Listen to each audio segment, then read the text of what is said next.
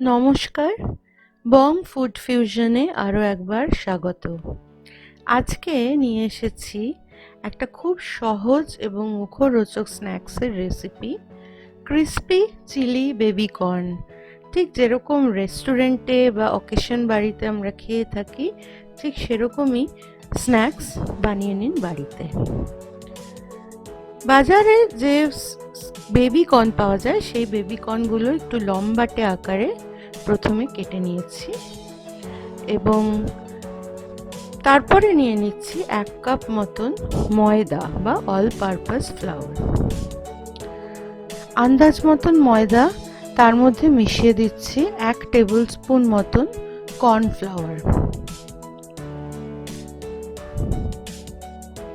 এবং অ্যাড করছি rice flower বা চালের গুঁড়ো। এটাও মোটামুটি 1 টেবিল স্পুন মতন পরিমাণ। এর মধ্যে দিয়ে দিচ্ছি স্বাদ মতো নুন।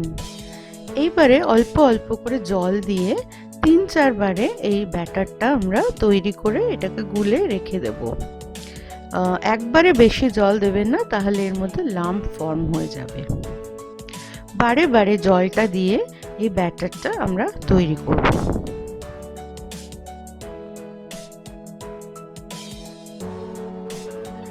ব্যাটার তৈরি হয়ে গেছে। এবার এর মধ্যে ওই কেটে রাখা কর্নের টুকরোগুলো দিয়ে দেব এবং বেশ ভালোভাবে নেড়েচেড়ে এটাকে মিশিয়ে 5 থেকে 10 মিনিট মিনিমাম এটাকে আমরা রেখে দেব। এটা ভাজার জন্য তৈরি করলাম। এরপর একটা বাটিতে আমরা সস মিক্সচারটা বানিয়ে নিচ্ছি। প্রথমে দিচ্ছি 2 টেবিল স্পুন পরিমাণ টমেটো সস, তারপরে দিচ্ছি চিলি গার্লিক সস। এটা আপনি চিলি সসও দিতে পারেন, বাট চিলি গার্লিক সসটা প্রেফার্ড আমাদের কাছে। এর মধ্যে দিচ্ছি 1 চা চামচ পরিমাণ ভিনিগার এবং সবশেষে দিচ্ছি ডার্ক সয়া সস বা অন্য কোনো সয়া সসও যদি অ্যাভেলেবেল থাকে আপনি সেটাও দিতে পারেন, তাতে কোনো অসুবিধা নেই। এই সসের মিক্সচারটা বেশ ভালোভাবে মিশিয়ে আমরা রেখে দেবো, আমাদের কিছুক্ষণ পরেই এটা কাজে লাগবে। আবারও একটা কাঁচের বাটিতে নিয়ে নিয়েছি কিছুটা ময়দা এবং এই ময়দাটা অল্প জল দিয়ে গুলে নিচ্ছি। এটা কিন্তু পাতলা একটা ব্যাটার হবে, যদিও বেশি জল লাগবে না, অল্প জল দিয়ে একটু পাতলা একটা ব্যাটার তৈরি করে রাখছি। পেঁয়াজ কেটে নিয়েছি ডুমো ডুমো করে, এবং শুধু যে কেটেছি তাই নয়, পিসগুলোকে আলাদা করেছি, ফ্লেক্সগুলোকে প্রত্যেকটাকে আলাদা আলাদা করে নিয়েছি। ক্যাপসিকাম কেটে নিয়েছি বেশ বড় বড় করে। একটা কড়াইতে তেল গরম হচ্ছে। তেল গরম হওয়ার পর ওই ব্যাটারে ডুবিয়ে রাখা কর্নের টুকরোগুলো আমরা এর মধ্যে ছেড়ে দিচ্ছি এবং তেলটা গরম হওয়ার পরে আঁচটা একটু কমিয়ে দিয়ে এগুলোকে ভেজে নিতে হবে হালকা হাতে, যাতে এগুলো গায়ে গায়ে না লেগে যায়, এবং যথেষ্ট সময় দিয়ে আঁচ কমিয়ে বাড়িয়ে এটাকে ভেজে নেবেন।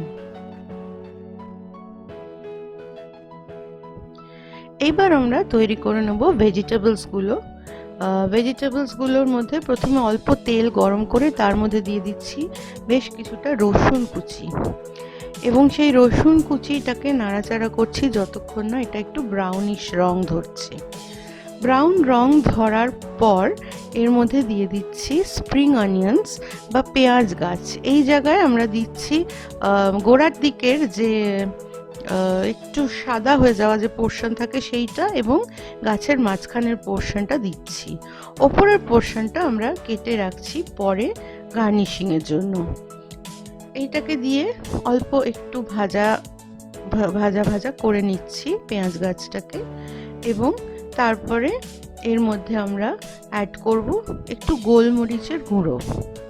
নুন আমরা এখন আর দিচ্ছি না, যেহেতু আগে নুন দেওয়া ছিল, এই মুহূর্তে আর কোনো নুন আমরা এর মধ্যে অ্যাড করিনি। গোলমরিচের গুঁড়োটাকে ভালোভাবে নাড়াচাড়া করে নিচ্ছি।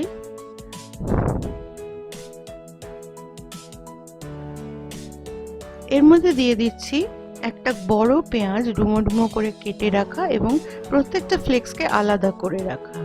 এই পেঁয়াজ যেন একসাথে কাটবেন না, তাহলে কিন্তু এই লুকটা বা টেস্টটা কোনোটাই কিন্তু আসবে না। পেঁয়াজটা যখন একটু ট্রান্সলুসেন্ট হয়ে যাবে, খুব বেশিক্ষণ ভাজবো না, 1 মিনিট মতন, পেঁয়াজটা যখন একটু ট্রান্সলুসেন্ট হয়ে যাবে, অর্থাৎ একটু সাদাটে ঘষা কাঁচের মতন একটা চেহারা যেরকম আসে আমরা দেখেছি পেঁয়াজে, তখন ওই সস মিক্সচারটা পেঁয়াজের মধ্যে আমরা দিয়ে দেবো, যেটা আমরা আগে বানিয়ে রেখেছিলাম সেই সস মিক্সচারটা দিয়ে দেবো। এটাকেও আবার একটু হালকা হাতে নাড়াচাড়া করে বেশ ভালোভাবে এটাকে মিশিয়ে নেব। এর মধ্যে গুলে রাখা কর্নফ্লাওয়ারটা দিয়ে দিচ্ছি, যেটা অল্প জল দিয়ে আমরা তৈরি করে রেখেছিলাম, সেই কর্নফ্লাওয়ারের ব্যাটারটা দিয়ে দিচ্ছি।